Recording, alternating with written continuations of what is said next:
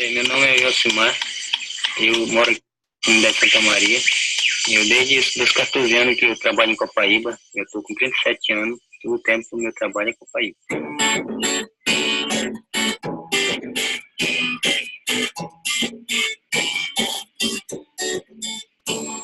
Das árvores ganhamos um presente que nos dá vida, a vida das árvores. Das árvores ganhamos ar e sombra, saúde e sabedoria, um dom que vem das árvores. Das árvores, das árvores.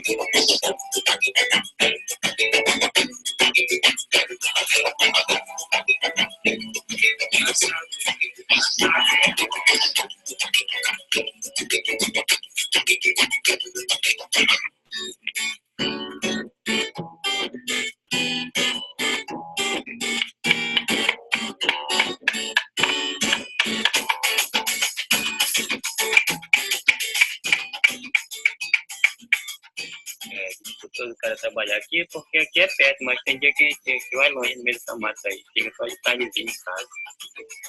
Você vem tirar óleo desse água? Não, cada mês. Cada mês. Às vezes ela tá meio litro, menos de meio litro. Conforme o tempo, né? Quando passar mais tempo, a gente onde mais a óleo ela tá. We have a lot of different compounds in copaiba, just like we do all of the essential oils. But we have one compound that's dominant, beta-caryophyllene. Now, this is important because it has strong effect and benefit for helping the body to sustain normal inflammatory responses. This is a keystone of our health. This is a keystone of what many of us will deal with on an ongoing basis. We have other oils that have similar chemistry, and in fact, that exact same compound. Black pepper and melissa are good examples. Even oregano has some of this compound, but by comparison, very small amounts. That makes this oil unique. Additional benefits that it has is it's really good for skin. It can be calming and soothing in a number of different ways. I'm excited for people to have their own experience with copaiba, and I hope that they develop as much enthusiasm for it as I personally have, because I believe this will become one of the most beneficial essential oils that we have in doTERRA.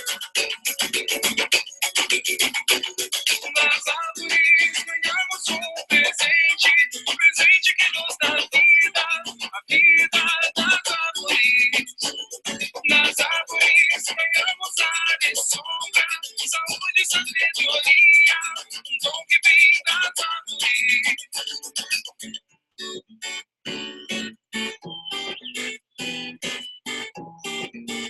doTERRA pra você.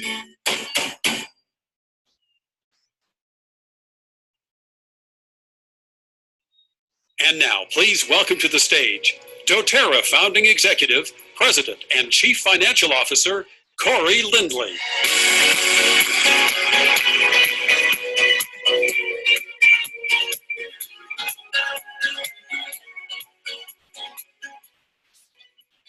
Hello, everyone. Welcome to our afternoon session.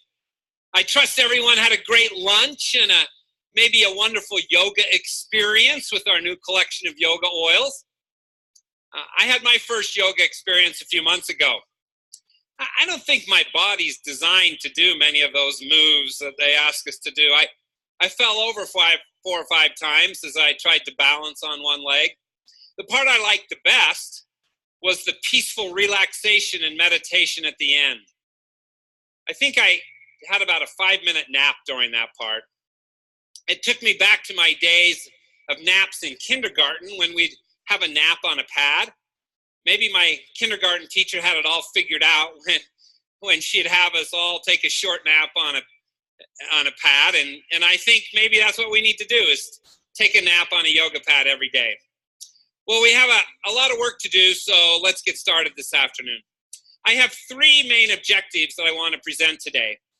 First, we're going to talk about doTERRA's growth and some positive new announcements from a logistics perspective.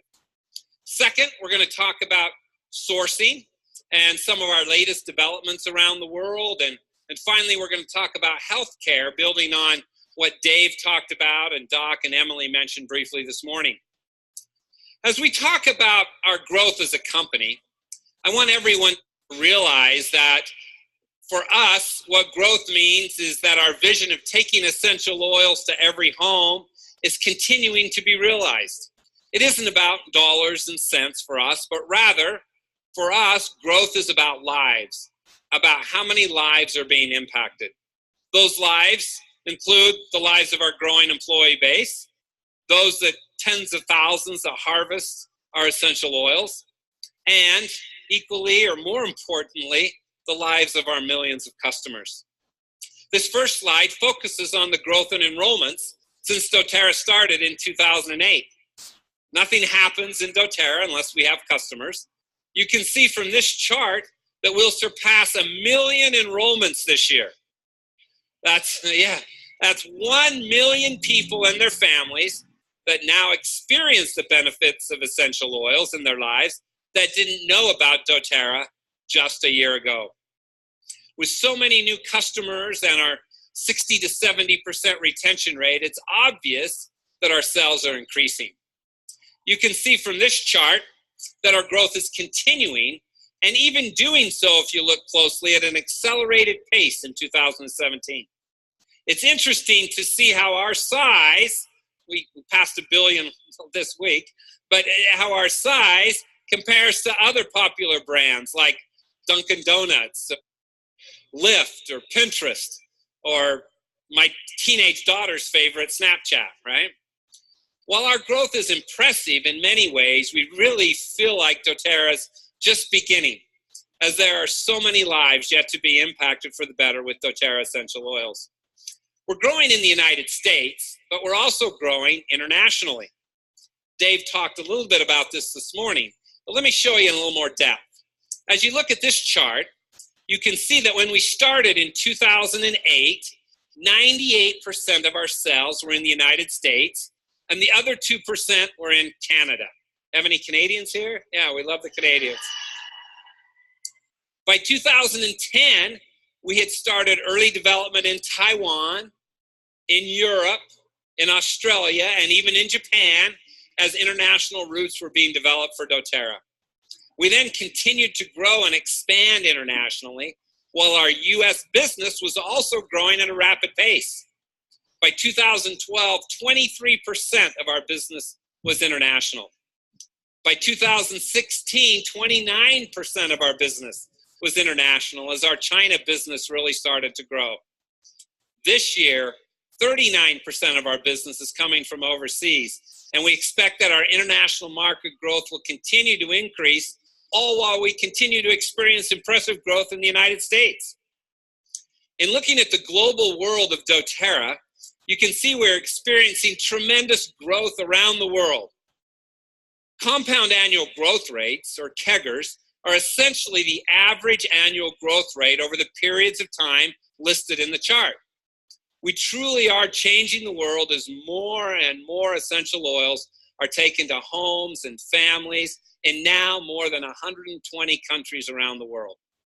With all this growth, it's important to realize that while the percentage of growth rates are exciting in each of our international markets, in terms of real growth in customers and sales, our highest growth is right here in the United States and Canada. Yeah. What this means is while the US and Canada are larger and more mature than many of our international markets, the overall growth opportunity here in North America is still the largest. And I might add that with all that's happening in the United States in terms of new products, our healthcare initiatives, and the continued need for Americans to take control of their own health, we believe that we'll continue to have more overall growth coming from the United States and Canada than any other market in years to come. US is where it's at right now. The work of supporting this global growth is tremendous. We have an amazing team of dedicated professionals that focus on ensuring that we get our oils from farmers to families, right? A key part of this effort is ensuring that we have adequate inventory in our warehouses to support you. It's always unfortunate when we temporarily temporarily run out of stock, but we're currently in stock more than 99% of the time, and our goal is to be at 100% and stay there. Yes, we are continuing to invest in inventory, particularly of key essential oils, in order to make this happen. As this chart shows, the number of orders we're now shipping in the United States, reaching 1 million orders a month when we do BOGOs, as Dave mentioned, continues to grow at a significant pace. This is just in the United States. As you know, we currently distribute out of 2 different facilities. About 40% of our orders are shipped out of a facility in Salt Lake City, Utah, with 60% of our orders now coming out of a facility in Atlanta, Georgia. Yeah. The central and eastern part of the U.S. have been our fastest growing areas in recent years. Yeah. Earlier today, Dave mentioned that we've announced plans to build our own distribution facility very near our corporate campus in Pleasant Grove, Utah. This will be a state-of-the-art automated facility, increasing our efficiency in getting your orders to you in a timely manner. We've done some benchmarking work in looking at how we're doing with logistics in our distribution efforts. You can see how we compare to some of the major brand companies in terms of shipping products to our customers. Our goal is to equal and then beat Amazon Prime's 2-day shipping, right? We're not there yet. But we're getting close. Over the past 5 years, we've reduced our shipping time by 24% from an average of 3.2 days down to 2.4 days, all while getting better and better at actually shipping you what you ordered, okay? I know that doesn't always happen, but we try. Okay, this analysis assumes orders at 2.4 days, assumes orders being placed before 10 a.m. on a given day. And as many of the orders are automated loyalty reward orders, the majority of our orders each day do come in before 10 a.m. But our goal is to get to 2 days on average. So here's the plan. We plan to add a new shipping facility in Dallas, Texas. Yes. This will be coming in 2018 and will allow us to have next day delivery for the many orders in the great state of Texas and nearby states. Yeah. We're excited to continue to improve service levels. And in future years, additional distribution centers in other parts of the continental U.S. may be added. Well, they will be added. But by adding Dallas as a shipping point for orders and having next day delivery in Texas, we're confident we can reduce the shipping time on average from 2.4 days down to 2.1 days, which increases our improvement to 34% faster shipping over the last 6 years. Is that great? So, as we regionalize our distribution centers and move a third of our volume through each distribution site, we'll improve delivery times for all of our customers. But as you look at this map, I think there's something else that we can do to improve our service levels. All right, we have a few people here from Alaska and Hawaii, right? Yeah.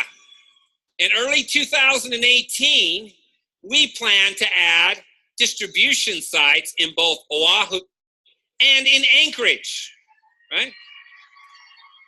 And I might add that unlike our distribution points in Atlanta and Dallas, these sites will provide 2 services. First, we'll ship orders to the islands of Hawaii and throughout Alaska from these sites. But in addition, these will be pickup locations where our product, like at our product center at our campus, customers will be able to pick up their orders on the day they order. All right? How many of you want to visit our product center in Hawaii? Right? Yeah. We trust that these centers will be very busy locations in Oahu as well as in Anchorage two of my very favorite places in the world, by the way. All right, let's now talk about co-impact sourcing for a few minutes. I hope you can all see the picture that's on the screen. This is not an actual photo, but is rather a painting by a very accomplished artist friend of mine. And it's why I love Nepal, where I've been to traveling on 2 different occasions to assist in our co-impact sourcing work in that great nation. I love the detail in this painting of the Himalayan mountain range with Mount Everest in the background. I love seeing the terrace farming areas that are so prevalent throughout Nepal. As you look closely, you can see a house that was destroyed by the earthquake, reminding me that there is much work still to be done in helping our Nepalese friends recover from the devastating earthquake of a few years ago. Of course, the essential oil steel that's shown there is masterfully shown as a reminder of where we get our wintergreen essential oil. However, the part that I love the most about this painting, which now hangs in my office at doTERRA, is the people that are shown. The look of hope in their eyes speaks to me and reminds me that ultimately our co-impact sourcing work is about more than just procuring amazing essential oils. It's about all those that work so hard to provide us with these oils. I love the focus on mothers and women. Every time I travel to Nepal, I leave a charge with my sourcing team to find ways to increase wages for the women who do the harvesting. Yeah, and we're making that happen, I can tell you. They're receiving much more than they did just several years ago. Anyway, I love this picture, and as it now hangs from the wall in my office, I want to always remember what our co-impact sourcing work is all about. It's about improving lives. Here's an update slide showing all the places in the world where we currently source essential oils, with 39 of our most popular oils highlighted. Our sourcing team truly does circle the globe in finding and working with our sourcing partners around the world. This slide highlights the 12 major areas where we have co-impact sourcing projects that are ongoing. Each area is unique, and in each area we're providing jobs to tens, hundreds, and even thousands or tens of thousands of families. You'll note we've added new projects in Egypt and Albania, where we're partnering with growers in these developing nations to bring us some amazing oils. During the past year, our sourcing team held a global sourcing summit where we had representatives from 14 different countries participating who are all part of our global botanical network. I just had lunch with many of them today. These are some of our most key sourcing partners some of you have met. These great partners met together in Bulgaria at our Esotere facility and were hosted there by our wonderful general manager, Plamen Nikolov, and his team. These growers came from New Zealand, from Guatemala, from Africa, from Oman, from China, and various countries throughout Europe. The focus of the meetings was primarily based on 3 things. First, the focus was on purity and quality. That's always first and foremost with our growers and our sourcing team. We will never compromise on issues of purity or quality. Second, there was a focus on increasing capacity. We're focused on the future and on ensuring we can supply our growing essential oil needs for decades to come. Finally, there was a great discussion on how we can improve lives in the process. Improving the lives of families, of the growers, and the communities in which they live was the focus of that meeting. It's always great to have like-minded people come together to change the world. And our Global Botanical Network and sourcing team are doing that in significant ways. One of the big takeaways from this summit was adding to our sourcing guidelines that we mentioned last year at convention. In addition to generating jobs, providing fair and on-time payments, building supplier capacity, and sustaining long-term partnerships with each of our growers. In the co-impact areas of the world, we promote fair labor, we ensure fair labor conditions, promote cooperatives, ensure environmental stewardship, and facilitate community development. These are the 8 key sourcing guidelines that govern how we source essential oils. To these, we are now adding a co-impact sourcing scorecard where we track performance and report on that in the coming year in sourcetoyou.com. We also have added a supplier code of conduct, setting ethical standards that must be met in order to continue to participate with doTERRA. Yeah. Finally, we have an annual report wherein we'll be able to be more effective in tracking and reporting on all the progress we're making around the world. One of the great examples of our commitment to co-impact sourcing rests with our Esetere distillation facilities on the outskirts of Dobrich, Bulgaria. Here are some of the pictures of the facility where doTERRA has been able to build in a very short period of time the most technologically advanced distillery in all of Bulgaria for the distilling of lavender, melissa, blue chamomile, yarrow, and different seed oils. This is an overhead view also of the whole Esetere complex, where you can see the brand new building that just completed this past summer, where we're storing and now distilling our frankincense resins coming from Somalia. This has been amazing progress when you consider that none of the infrastructure existed on this site just 21 months ago when I was there to break ground. We've had several co-impact sourcing trips to this beautiful part of the country in July of this year during the lavender harvest, and some of you were able to participate and see the developments in this facility. But let's run this video to give everyone an update on what's happening at Esetere.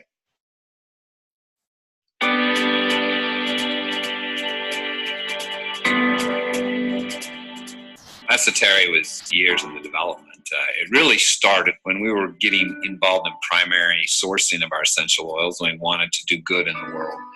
We looked at Bulgaria as the place where lavender comes from. It's our number one selling oil. It's a key product for us, a key oil, and the agriculture environment there made it just ideal for us to put our first distillation facility overseas.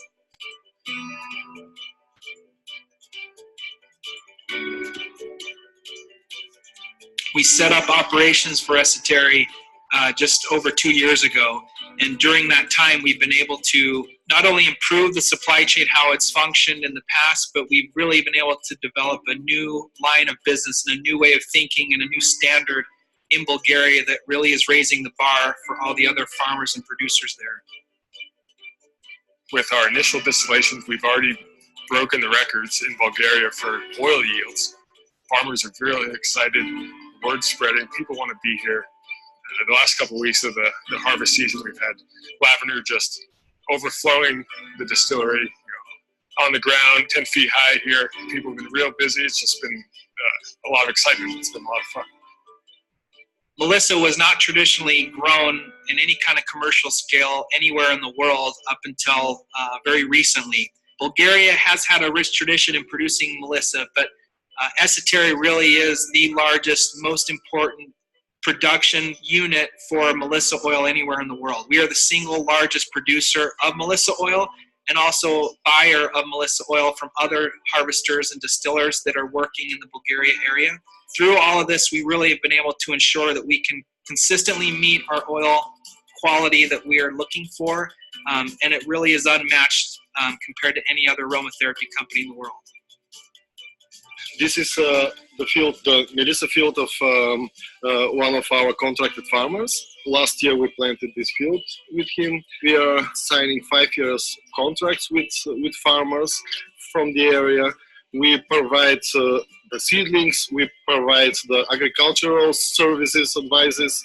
We are offering, in case they need it, the harvest. We provide the transport to the distillation, and of course we buy the oil at the end.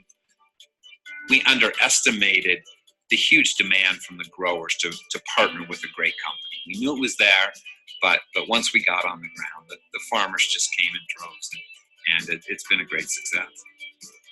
Esoterri is a beautiful distillery that has some of the most advanced technological equipment for distillation anywhere in the world. So we thought it was an important strategic move to decide to have our frankincense resins that are sourced from the Almado Mountains in northern Somalia, exported from Somaliland and shipped to Bulgaria, where they are held in warehouses, stored, and we're able to do distillation 12 months of the year to ensure that we are able to be very hands-on, in this case for frankincense, in the entire supply chain, for where we are very hands-on in the mountains where these resins are being harvested and sourced, all the way to their end distillation happening at Esoterri.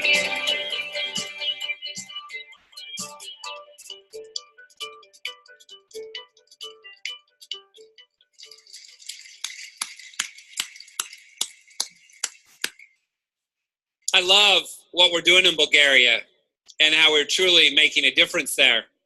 And by the way, we don't run out of Melissa anymore, right? So that's another good point, right? Thank you, Plamen, and our team in Bulgaria, and many thanks go to Tim Valentiner and Matt Reed and our entire sourcing and operations team. Yeah, they do great work. I'd now like to move to another part of the world and talk in a bit more detail about what we're doing in Kenya. Let me tell you more about our Kenya initiative. Let me do that. Please welcome to the stage David Jiaru. He's the General Manager of Fair Oils Kenya, a doTERRA partner company. Good.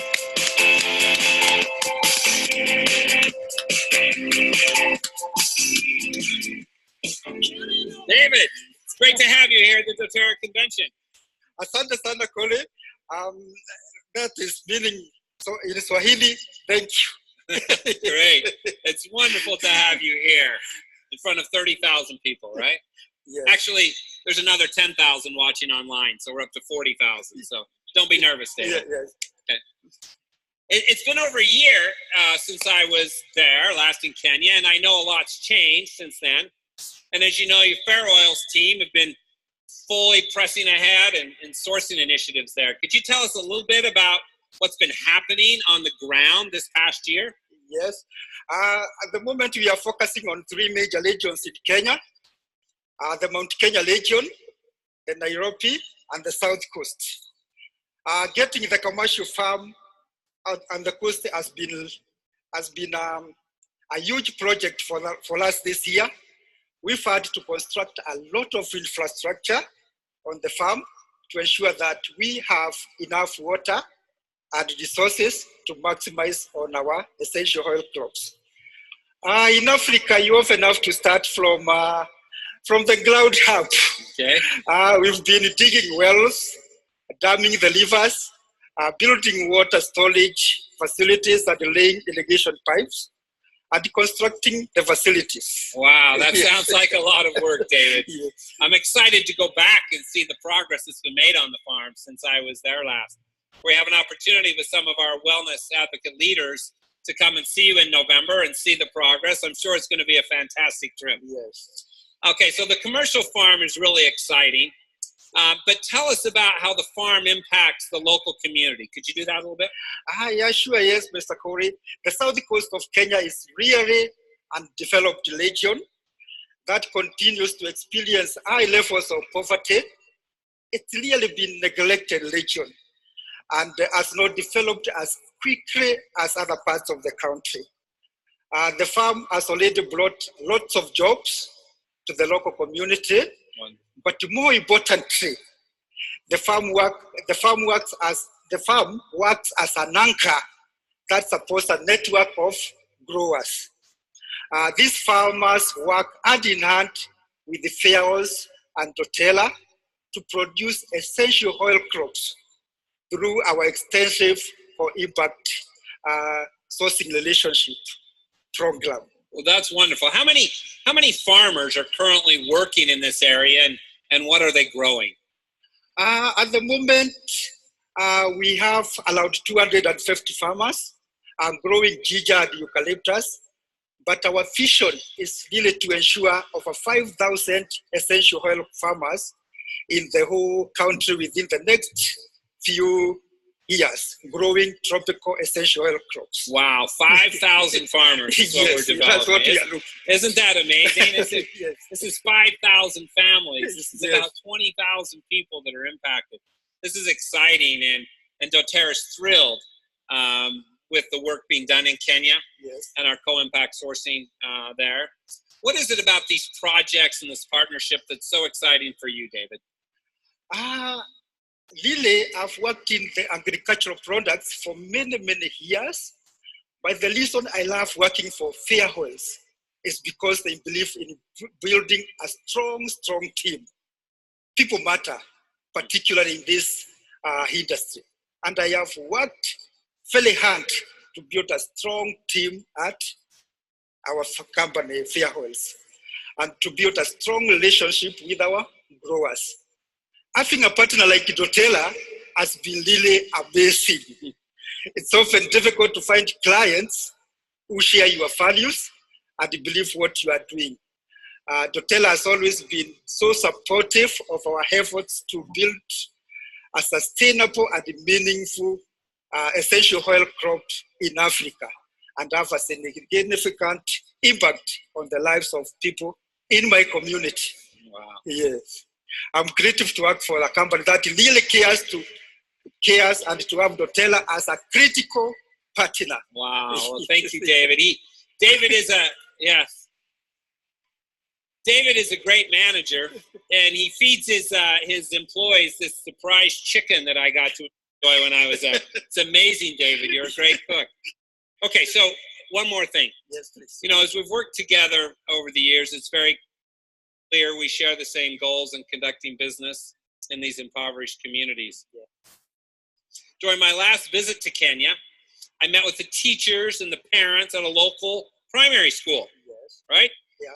We made some commitments in that meeting to support the local schools, right? Yes. And to fund some community projects in addition to the job creation we're bringing for the growers. Yes. Could you tell us, and finally, a little bit about what Fair Oils and doTERRA Healing Hands, the foundation, have been working on? Really, Healing Hands has funded the expansion of the two primary schools, two schools which you visited, which have been very, very crowded.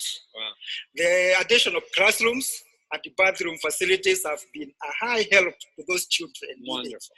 I wasn't with you that time in the school meeting I've mentioned, but I'm told that one of the fathers really, during that meeting, was concerned about the community and how they were crossing the river to the other side. Yeah. Healing Hands has funded the construction of a footbridge across the river.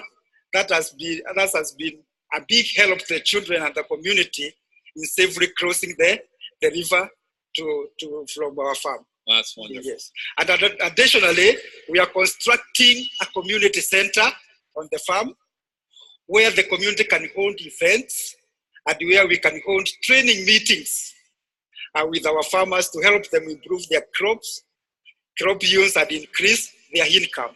Wow. Yeah, we have so many more things to do in this region, and the doTERRA support has really been great. We are excited about the future projects, and really being a force for good in this community. Wow, thank you, David. We appreciate all you're doing in Kenya. And thank you for traveling from Kenya to here to be with us. Can we give David from Fair Oils another round of applause? Thank you, David. Thank you so much. Take care.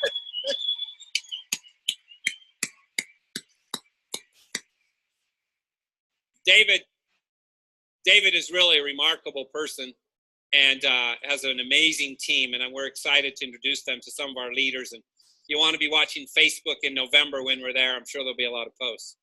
It's great to have business partners like David and the entire Fair Oils team that are 100% aligned with our sourcing model. doTERRA and our partner Fair Oils have engaged a highly trained local team overseen by professors at the University of Oxford in the UK to conduct a multi-year longitudinal study measuring the impact of our co-impact sourcing initiatives in this area. This monitoring and evaluation data give us access to important information on how to better tailor our initiatives to achieve the best poverty-reducing outcomes. We'll look forward to the published report of this work in the years to come. It's very exciting. Okay. I want to conclude today by spending the remainder of my time on our new healthcare initiative. Dave, Emily, and Doc have talked about our movement into healthcare today, and I want to build on what they've talked about and give you a few details, okay? But I have to tell you, I really believe that the initiatives that we're announcing today, with some of the supporting data I'm going to share with you, these are things the world needs to hear about. We are going to revolutionize healthcare in our country, okay? For me, the genesis of why I'm so excited about our initiatives rests with the people that I love the most, who are my family. We had the opportunity, my wife and I, this past summer, to have all 22 of us, including children, spouses, and grandchildren together. This was the first time we were all together in 5 years, so it was great having us all together. My wife, Janice, and I love our children and our grandchildren. As we go on our morning walks together, it seems that the majority of our conversation is about the welfare of each member of our family. This has been particularly true this year as we had 2 grandchildren born a few months ago, each of them needing to spend a week in newborn intensive care units. And I'm so grateful for those units, and I'm grateful my grandchildren are healthy. Earlier this year, though, our 4th daughter, Haley, gave us some exciting news. Yes, Haley and her husband, James, are really in the downline duplication mode here, right?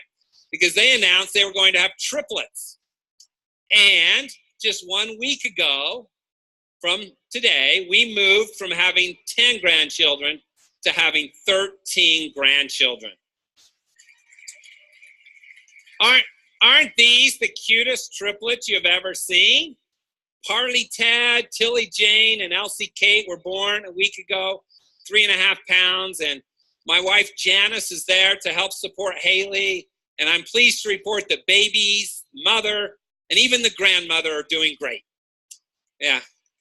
I have to tell you a cute story about Haley and James, who now live in Michigan. One evening a few weeks ago, they were out for ice cream, a rather expected craving for a soon-to-be mother of triplets, right? And while in the ice cream shop, they met a couple whom they began visiting with. The couple soon found out they were expecting triplets and offered to pay for James and Haley's ice cream, which was so kind of them. The couple asked James and Haley where they were from originally, and they told them they were from Utah. The couple said, "Oh, we love Utah. It's become one of our favorite places we go to every year." James and Haley asked why they go to Utah each year, and the couple said, "You ever heard of doTERRA? We go to the convention every year, and we love it there. Aren't doTERRA folks just amazing people wherever we go? You guys are the best, I have to tell you. Thank you to that couple from Michigan for taking care of my expectant daughter and her husband." Okay, back to our subject at hand, but I can't help talking about how you're all amazing. Anyway, one of the things that worries me about the future of my family is all the challenges with healthcare in our world. Sure, we have essential oils, and they're a huge support to our family for sure. Whether it's supporting the health of my teenage daughter, who's a cross-country runner with her thyroid challenges, or a son-in-law who has carpal tunnel issues, or my grandchildren's scrapes, bumps, bruises, and other health issues, I am so thankful that we have doTERRA products to provide support. But what concerns me most about our healthcare in our country is that life expectancy is declining. For the first time in all of our lifetimes, our children are now expected to live for a shorter period of time than us. In addition, and this is a big one to me and with my financial mind, and should be to any of you who get tired of paying more and more taxes, the money that we are spending in the United States on healthcare, with healthcare going backwards in so many ways, is significantly higher than any other developed nation. I might add that we also have fewer doctors than most developed countries, and the problem is compounded because not only is the care we are getting not always the best, getting access to the support of doctors is getting to be more and more challenging. Yet for all of that, we pay more than anyone else. Go figure. How does that work? It gets worse. As a nation, our spending on prescription drugs gone up by 84% in the last decade. Out-of-pocket healthcare costs for families has nearly doubled, and nearly 20% of our nation's entire GDP is spent on healthcare, yet it's not working. As noted in the prior slide, that's double what most any other developed nation spends. Then with that mess, we have a political system in our country that's more concerned about tweets, the meaning of tweets, and should the president even tweet? Really? What are we talking about? Why are we talking about this stuff? Let's fix our problems, okay? You know, it's all enough to get someone very discouraged, right? But doTERRA has the answer. Let me show you why I am so confident that we have the solution. You and I both know that doTERRA and healthcare are a natural fit. We have each experienced the amazing healthcare benefits of our essential oils in our lives. But let me show you how we are now beginning to show the world why doTERRA is the answer to this mess. At doTERRA, we provide health insurance to many full-time employees at our Pleasant Grove campus. We have 833 full-time employees and their families that are on our healthcare benefit plan.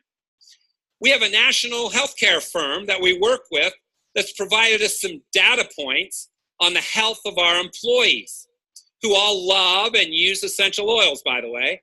And the data is truly phenomenal. As a way of background, I want to tell you that we're largely self-insured on healthcare for our employees. We have some stop-loss coverage for catastrophic events, but for the most part, we're self-insured, and so we clearly know all the costs. What the national healthcare firm did was compare doTERRA data regarding the health of our essential oil loving and using employees and the amount we spend on their healthcare to the database of millions of insured lives, very few of whom use essential oils as much as our employees, right? But that are comparable in age and demographics. Remember, these are similar demographic pools. As you all know, we have a young employee population, but you need to remember that the comparison was to other employers who also have a young population. Anyway, this healthcare firm reported that the national average cost of healthcare for each employee of a similar demographic to doTERRA is $13,488 per year. So, how does that compare to doTERRA's employees who all use essential oils and our other wellness products regularly? Our cost for the past year was only $6,604 per employee. That is less than half the cost. Our healthcare firm said they've never seen any company come close to being this low in their healthcare spend. But wait, it gets even more interesting the deeper you dig. If we look at the biggest segment of these costs, you'll see that it relates to services. The national average for this segment is $8,598, which is for doctor's visits, hospital stays, lab tests, etc. It's a pretty large number and the biggest part of a spend for an employee's health. So how do you think doTERRA fares? For our employees, the cost of services is only $3,982. That's 54% less. Our essential oil loving and using employee base has fewer doctor's visits, fewer hospital stays, fewer illnesses, and better overall health. And I might add that this lower cost even considers the fact that our employee base seems to want to be like Dave Sterling, who has 9 kids, or my wife and I, who have 8, because the childbirth rate at doTERRA is 6 times the national average, okay? If our employees quit having so many babies, we'd likely have the services portion be a third or a fourth the national average. But be assured, we love children, and we aren't adopting China's one-child policy at doTERRA, right? It was suggested by one of my colleagues, that shall remain nameless, but referred to as doctor, okay, that we have a maturation type class for employees explaining to them how it's happening that they keep having children, right? Anyway, let's look at one more metric that's even more telling. If you look at the national average for spending on pharmacy, prescription drugs, it's $2,430 per employee. Okay, you know what's coming. Any guesses on what this is for doTERRA? Yes. Here it is. $618. It's only 1/4 the spend. That's right. doTERRA's essential oil loving and using employee base uses 1/4 the prescription drugs as compared to the national average. I could go on and on. If you looked at chronic disease spending, things like obesity, high blood pressure, depression, asthma, diabetes, in those areas, our spend at doTERRA is also well below half the national average. Look at that savings. Clearly, we want a more healthy America, but we firmly believe we can get there while reducing our healthcare costs. We're talking about overall healthcare savings of nearly $7,000 per person, per family, per year. That's $575 per month, okay, for doTERRA employees versus the national average. That's the savings. With that level of savings available, isn't there room for $100 or $150 a month to buy essential oils and related wellness products? Doesn't the world need to know about this data, right? How are we going to get this information out? Maybe you could all take pictures and start sharing this data, this information, right? Our healthcare initiative can be summarized quite easily. doTERRA essential oils need to be part of the healthcare solution in this country to improve patient outcomes and to lower healthcare costs. And we have data, and we're going to collect more data to prove that to the world. Our vision is clear. We're going to lower healthcare costs and improve patient outcomes by integrating essential oils into the healthcare system. We have 4 primary goals that we've established. First, like with our medical clinic at our campus headquarters, we're going to build patient-centric clinical healthcare models that utilize essential oils. Yes. Second, we're going to publish research within the medical community on specific oils and how they help. And we're going further, we're going to publish to the world proof of the efficacy and the cost savings of using essential oils in healthcare. Third, we are 100% focused on empowering wellness advocates with more opportunities to expand their business as consumers will continue to buy essential oils through you. And finally, we believe all this is going to be key to doubling our U.S. customer base over the next 3 years. And as we expand this globally, which we're fully planning to do, we'll eventually reach the doTERRA vision of essential oils in every home. Yes. Over the summer, we conducted a statistically significant research study of more than 4,000 wellness advocates in various cities throughout the United States. We found that only 15% of doctors today offer integrative solutions, which may include essential oils. 75% of our wellness advocates aren't regularly visiting doctors because they consider themselves healthy, which reminds us of our employee data, right? You guys are all way more healthy than the general population. Let's show the world that's the case. The study further showed that 85% of you want a doctor that knows about essential oils, and 86% of you would join a membership fee-based clinic, cost of about $100 or so a month, that would provide you with integrated medicine, including essential oils. So, based on all this data and information, we've developed a 4-tiered approach to expanding healthcare services where essential oils are part of the healthcare solution. First, we have the doTERRA clinic that will be on our campus. The actual building of this clinic won't be done until actually early 2019, but we plan to start a clinic in a temporary location early next year. This will be owned and operated 100% by doTERRA. We'll serve our employees, wellness advocates in the area, and even the general public in time, assuming we have room, right? This will be a beautiful state-of-the-art medical clinic focused on patient care. Second, we have a plan to work with a selected partner to build clinics that will eventually spread across the country, providing support for you and your customers, which will also help us gather relevant data for both the medical community and for the general public about essential oils and healthcare. Third, we know that in time, most every medical clinic in the country want to provide essential oils to their patients, and we have a plan for that. Finally, we firmly believe that as we get the first couple of clinics up and running, we'll be able to provide a telehealth model that people can reach across the country, even if there isn't a nearby clinic. As we develop these clinics, it's important to understand a few things. First, the clinics and doctors in doTERRA's clinics and our partner clinics will not be wellness advocates and will not sell to their patients, okay? Rather, they'll purchase small sample size of the oils they recommend and then will refer their patients to you to get their long-term supply of essential oils. Yeah. Also, we fully plan to ensure that all essential oils, even the samples sold in the clinics, are fully commissioned to wellness advocates, okay? And these clinics are not sales points, but places where professional support can be obtained, where we can gather data about the effectiveness of essential oils and tell the world. Wellness advocates will benefit from getting better medical support, have lower healthcare costs, and will benefit from the research that we publish to the world as this becomes more and more convinced, the world becomes more and more convinced about the power of essential oils. We've selected a partner that we have confidence in and that we trust to build our partner clinics.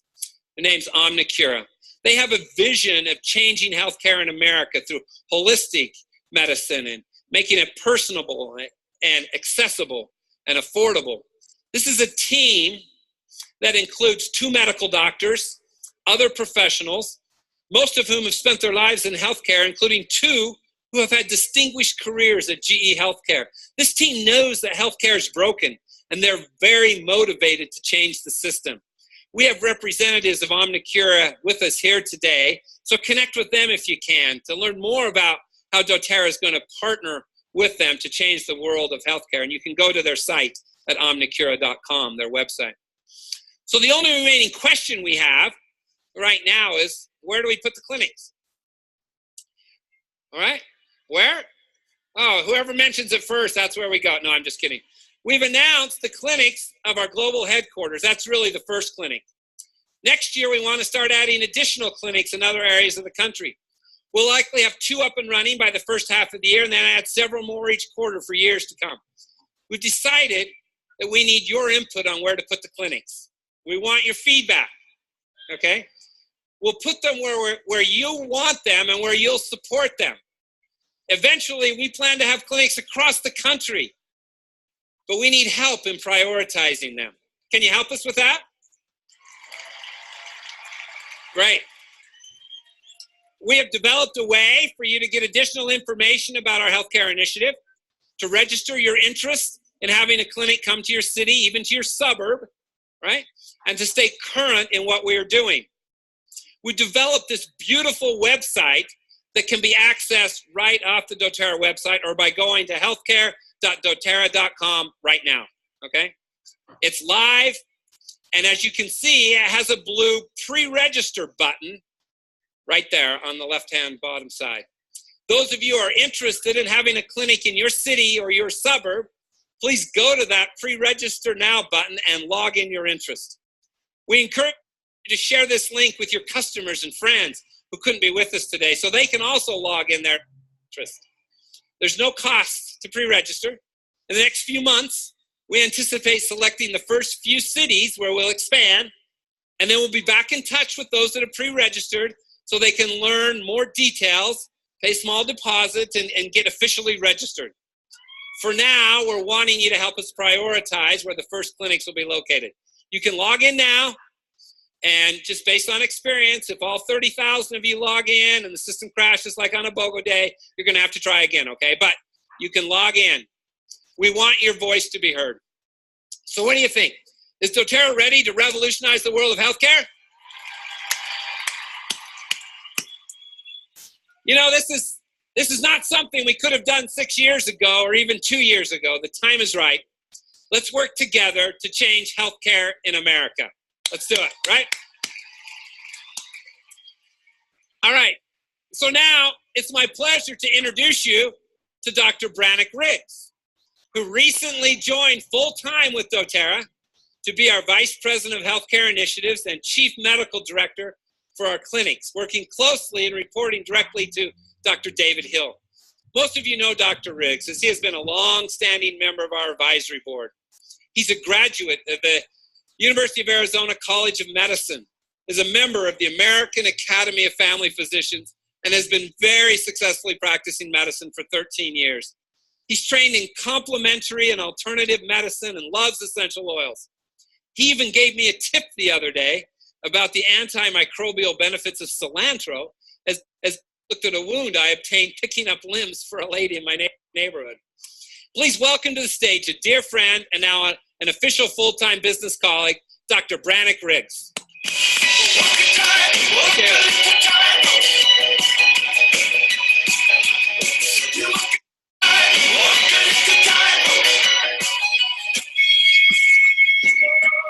Hello, doTERRA. What an exciting day. It's about time, right? So, what an honor it is to join this incredible team of executives. I am continually impressed by the energy and integrity of this woman and group of men, and I'm grateful for the opportunity to work with them. This is my wife, and she is by far the woman behind the man. I am grateful for her support during my career and now on to working with this incredible company of doTERRA. This is the rest of the crew. We have 5 children. Notice there's only 4 pictured there, and I'll tell you why in just a moment. But we love to travel as a family. Between the 7 of us, we've been to 4 continents over the last 8 years. And the story I'm about to tell you has a lot to do with traveling. It actually has to do with the one child that's not pictured in our last family picture, as he recently returned home from serving a volunteer mission for our church, and so was absent during the last family pictures. When I was a resident, we went to Germany for a 6-week rotation. This was an international rotation to learn how it is to practice family medicine across in Europe. And I took my family with me. Parker, at the time, was about 8 years old, and our 2 boys had bikes to ride. The other picture shown there is the town that we stayed in. It's called Idar Oberstein, Germany. Where are our German friends today? Good to see you. Good Tag. And so the boys were told, as we lived up on the hill there, that they could ride across the street in front of the house that we were staying, but to never ride down the street that went straight down the hill to a busy road. So it took about 30 minutes before Parker was flying down the hill. He rode his bike into a parked car at the bottom of the hill, and not just any car, but he chose a BMW to hit. He went over the car, closely followed by his bike, landing on the pavement, and the bike landed on his head, the bike axle going through his skull. We rushed to the hospital in an ambulance. We had an emergency room visit, had an x-ray in the emergency room, later followed by a CT scan of his head, admissions to the pediatric unit, and 10 days of inpatient IV antibiotics, because this is now an open skull fracture. I'm thinking, as a doctor, knowing what healthcare is in the US, okay, so I'm gonna have to put a second mortgage on my house, or I'm gonna lose my home because I've gotta pay for this all out of pocket.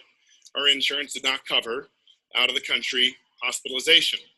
So on the final day, when Parker was discharged, I went to the financial office and said, so what do I owe for this, and how am I going to figure out how to make payments? They told me, well, that'll be $1,800. And I said, no, I don't. I understand the payment method, I get that, but I need to know everything up front so I can figure out how to pay for this. And they said, no, that'll be $1,800. And I said, that is incredible. You can't have an emergency room visit in the US for $1,800. This included everything that I just told you. And so the question was, why? Why? My curiosity was piqued at that point, and so I've studied this throughout my career.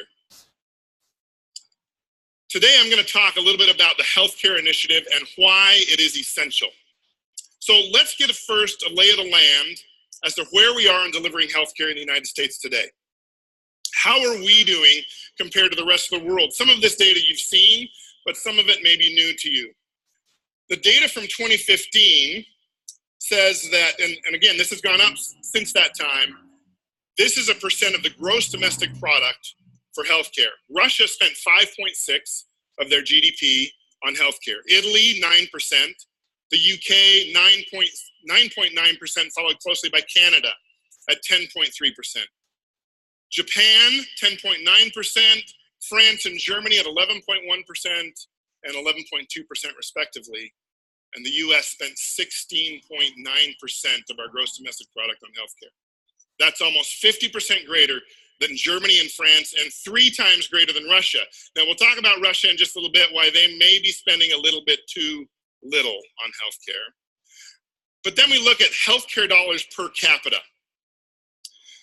Italy, they spend about $3,300 per person. The United Kingdom, $4,000 per person. Japan, about the same. France, a little bit more at about $4,500, and Canada, about that. Germany, our next closest neighbor in spending per person on healthcare, spends $5,200 on healthcare per person in their country.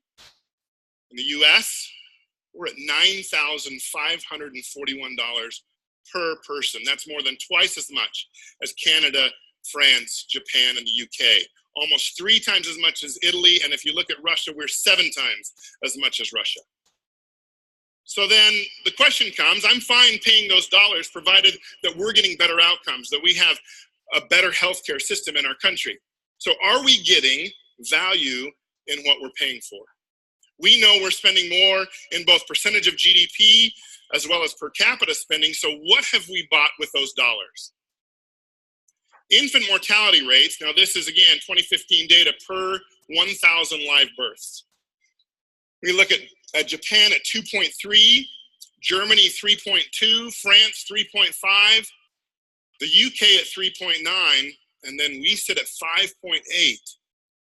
We're the second highest in infant mortality rates in the developed countries of the world. Again, remember I mentioned that Russia may not be spending quite enough on healthcare. They have an infant mortality rate of 7.4. Corey used this data just a few minutes ago of life expectancy at birth. This was 2015 data. Again, the US, we're at 78.9 years.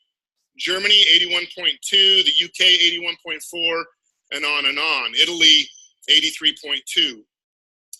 But since 2010, Italy, the UK, Japan, and France took a close look at this data and said, we can change this. And so they have increased, they've made significant changes and increased their life expectancy by about a year. Russia was very poor in this life expectancy chart, as you might imagine. And so since 2010, they took a close look at kind of increased their life expectancy by 1.9 years, a significant move of the dial. But the US, since 2010, has only increased our life expectancy by 0.3 years. And as Corey mentioned earlier, 2016 tells us that for someone born in 2015, life expectancy actually dropped for the first time since the early 1990s from 78.9 years to 78.8 years. This is significant. So if we take a look at our overweight or obese population, this isn't just adults. We're talking about people over the age of 15. Japan and Korea are about 24.7% and 31%. The UK is at 61.7% and Australia at 64%. In the US, we have 7.1% of our population that is either overweight or obese. Data tells us that children born in 2015 have a 1 in 3 chance of becoming diabetic in their lifetime. That means we are about to have a huge epidemic of diabetes in this country. So why are we spending so much money and getting so little in return? Why are we comfortable with this model? Why has this become the status quo in our country? There's 2 problems I want to mention to you. One is called the 30-30 problem. In the United States, we spend 30% more on healthcare than similar countries and get 30% less in return as far as services are concerned.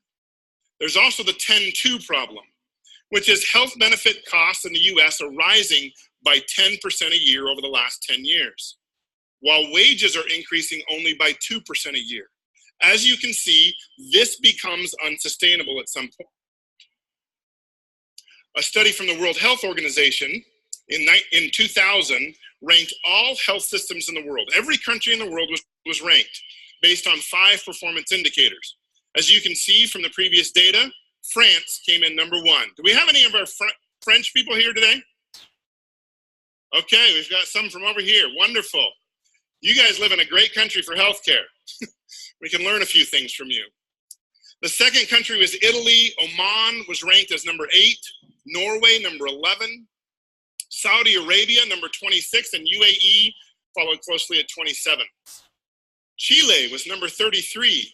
Costa Rica, number 36, and we ranked number 37 in the world in healthcare, despite outspending everyone else. So healthcare needs to change. It must change. And doTERRA is uniquely positioned to change how we deliver healthcare in this country. For 2 reasons, really. doTERRA is customer-centered. Imagine a physician visit that is completely focused on the patient and their agenda and not the doctor's agenda. Does that sound good? The other reason that doTERRA as a company is uniquely set up to work in this industry is that most people involved with doTERRA are already engaged in their health. Everyone that I have met, both in my office and working with all of you that are working with doTERRA, feel a personal responsibility for their own health. And this is rare. To get patients to engage in taking care of themselves is a rare commodity in healthcare. So why am I here? What brings Dr. Riggs to this point to be working with doTERRA in the avenue that I've been asked to work with? I have 9 years of post-high school education. I trained, as Corey mentioned, at the University of Arizona College of Medicine. I trained with a gentleman. All right, my 2 Sonans out there. I worked with Dr. Andrew Weil while there and got extensive training in alternative medicine. I had 3 years of residency at McCady Hospital, pictured here in Ogden, Utah. It brought me to this beautiful state. I'll tell you, I originally intended to go back down to Arizona when I was done with residency, but Utah has these cool things called seasons, which I became very enamored with when I got here. So I love the changes that happen up here. We don't get a lot of change down in Tucson. I've had success with my clinic that I founded many years ago and love seeing patients. That is a passion of mine. And I'll tell you a little bit more about that in just a moment. But I find great enjoyment in healthcare, but realize there has to be a change. Any relationship is about love. Whether we're talking about the husband-wife relationship, a parent-child relationship, a friendship, or the doctor-patient relationship, the foundation is built upon love. Doctors love their patients, particularly those of us in primary care. I have grown to know and love mine. I share these pictures with you and tell you a bit of their story with their permission, so we're not violating any HIPAA laws here. This is my friend Troy in the picture. Troy, several years ago, was living away from home. He was addicted to alcohol and addicted to many, many street substances. He was drunk and high one night and walked out into a street and was hit by a car. He had several broken bones and a traumatic brain injury. When he was admitted to my nursing home after his hospital stay, he couldn't walk and he couldn't speak. And so we had several of our specialists working with him. And after a few weeks, he could begin to speak. His first words, and this went on for weeks, were, "You look good." And he would say that every time he saw anyone. And so, of course, I like to spend a lot of time with Troy. It didn't matter whether I showed up at 9 o'clock at night in a t-shirt and jeans or whether I was in a suit. It was always, "You look good." And I would tell him the same thing back. How do you not love spending time with that guy? His speech eventually returned, but now he talks with quite broken language.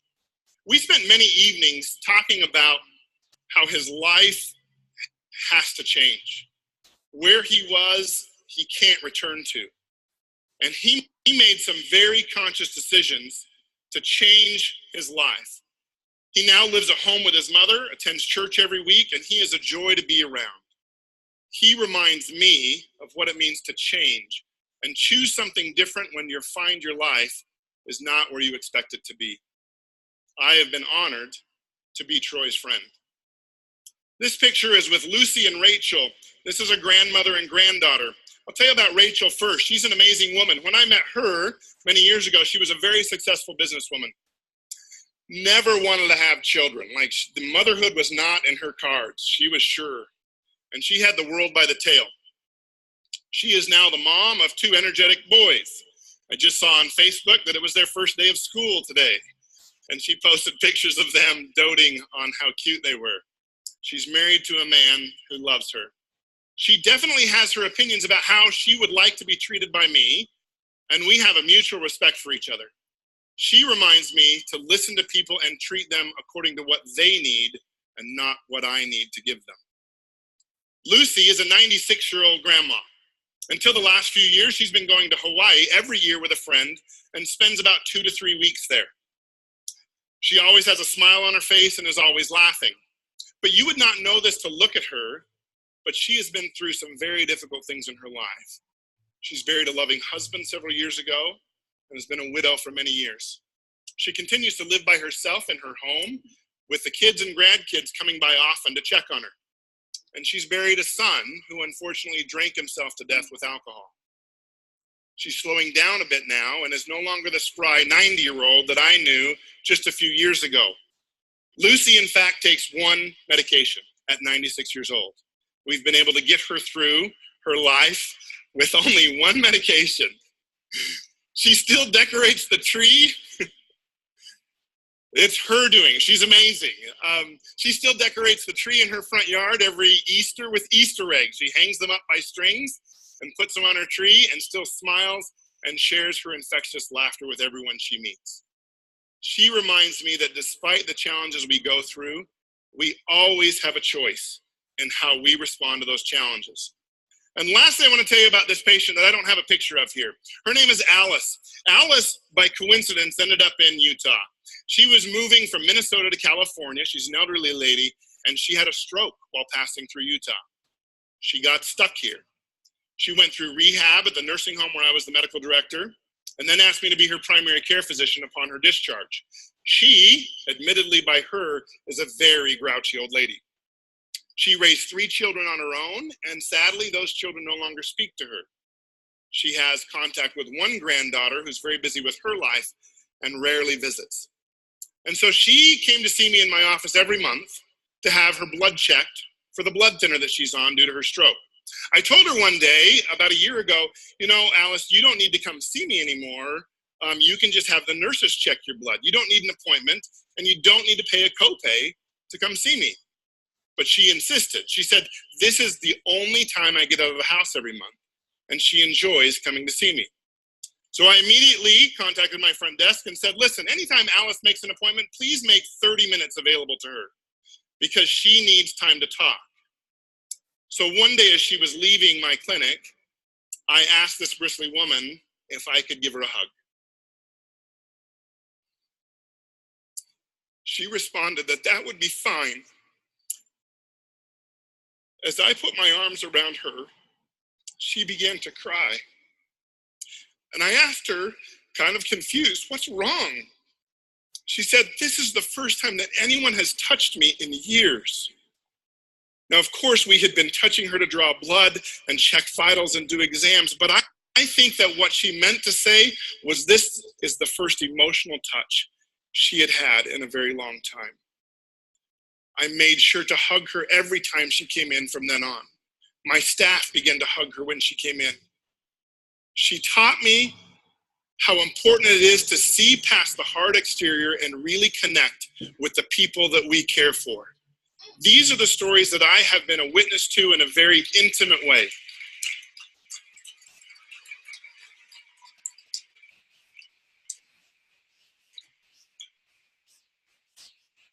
I am privileged as a physician to have a front row seat into many lives.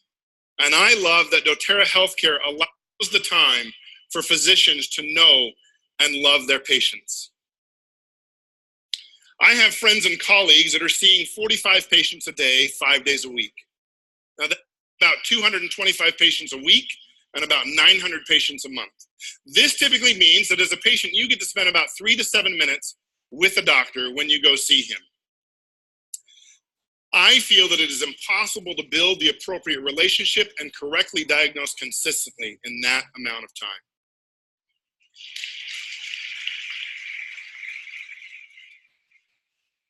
This model of healthcare is all about the physician being the commodity there. It's about how valuable the doctor is and about how valuable the doctor's time is and how many patients that he can fit in a day. For some doctors and for some patients, maybe this works. But the doTERRA model of healthcare is about relationships. It's about spending enough time with your doctor to where he or she knows all of the intricacies that contribute to your health. It's about knowing your home situation, your work-life stressors, your diet, your relationships, your sorrows, and your joys. The doTERRA Healthcare Initiative is about you. The doTERRA Healthcare is about timing as well. As you know, for years we've been partnering with organizations such as Johns Hopkins, the University of Utah, Duke University, and many more. These partnerships are furthering the research into essential oils, and it's time now to incorporate that research into a clinical model. Now, I want to take a little break from talking about healthcare for a second to review a story with you. We all know the story of David and Goliath. David is the little guy, Goliath is the big guy, and this is just a classic story for us. This is the story from the Bible where the Philistines sent out a champion named Goliath of Gath, who stood 6 cubits and a span. Now, to give you an idea, that means he was a little taller than I am, by about 4 feet. David is a shepherd boy. He shows up to deliver some food to his brothers serving in the army. Now, he volunteers that he will go and fight this giant. So the stage is set for an epic battle. One, armed with a heavy armor, a spear, sword, and shield.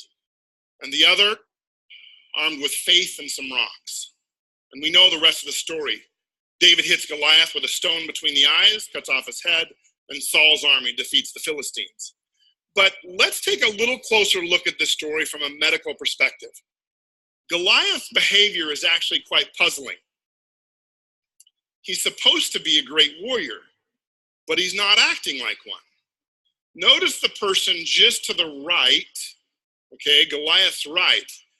Goliath comes down to the valley floor every day for 40 days, accompanied by an attendant walking before him carrying a shield.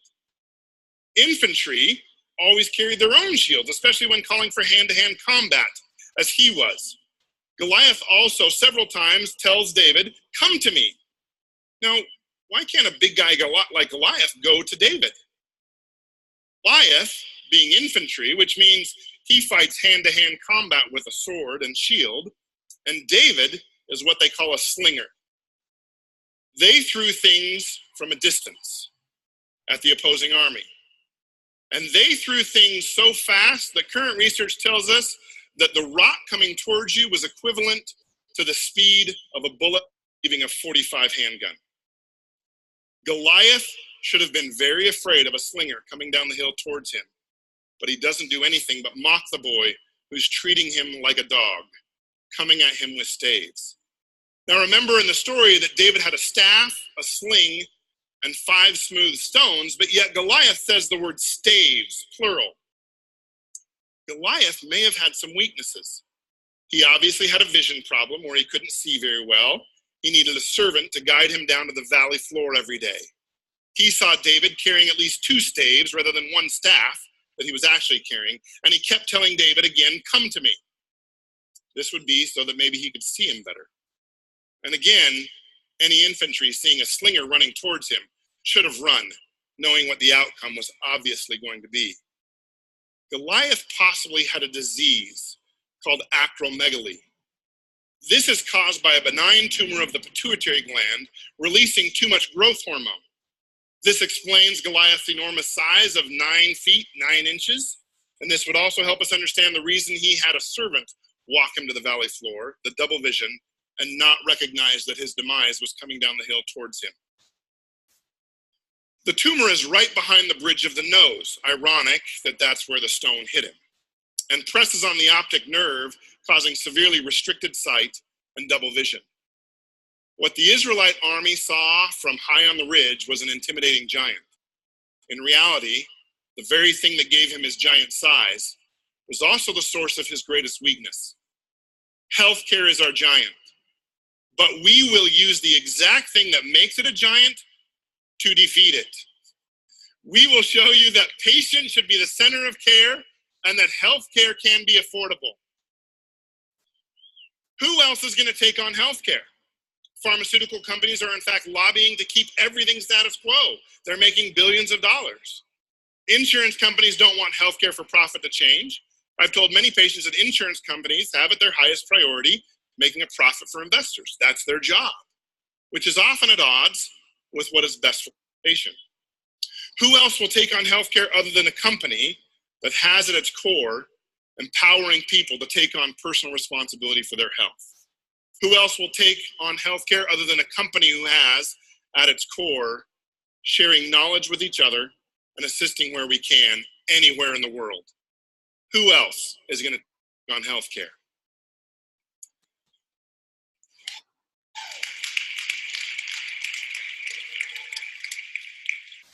The reason doTERRA is getting into healthcare are threefold. Number one, to better understand essential oils and how they work. We'll be able to do good clinical trials, human trials, and show efficacy and outcomes. Number two, it's time to integrate what all of you already know and what has been done for centuries and integrate that into the good that modern medicine has to offer. This is not alternative medicine. This is integrative medicine.